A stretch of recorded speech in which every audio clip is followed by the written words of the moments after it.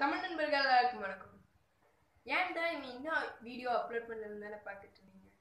அதாவது நான் Bluetooth car செய்யறத பிளான்ல இருந்தேன். அதுதான் 3வது வீடியோவை போடுறதாகவும்.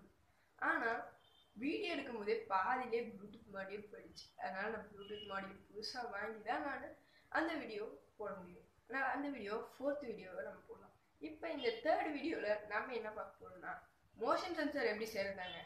இந்த மோஷன் சென்சார் நம்ம ப்ரோக்ராமே யூஸ் பண்ணாமல் நம்ம செய்யும். ஓகே கைஸ், இந்த ப்ராஜெக்ட் தேவையான எல்லா திங்ஸுமே நம்ம டிஸ்கிரிப்ஷனில் லிங்க் தந்திருக்கேன், அங்கே போய் நீங்கள் பர்ச்சேஸ் பண்ணிக்கலாம். இந்த இந்த மோஷன் சென்சார் வச்சு நம்ம ஒரு லைட் எரிப்போம். அதாவது நம்ம ரூம்குள்ளே வந்தால் ஆட்டோமேட்டிக்காக லைட் எரிய வைக்கிறாங்க.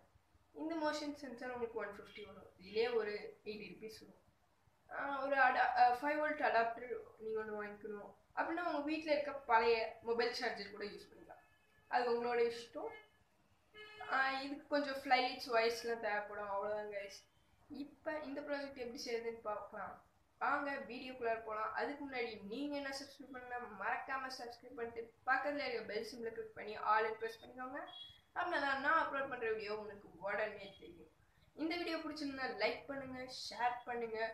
உங்களுக்கு என்னென்ன வீடியோஸ் வேணும்னு சொல்லிட்டு மறக்காமல் கமெண்ட் பண்ணுங்கள். அப்படின்னா நான் அதுக்கு ஏற்ற மாதிரி வீடியோஸ் அப்லோட் பண்ண முடியும்.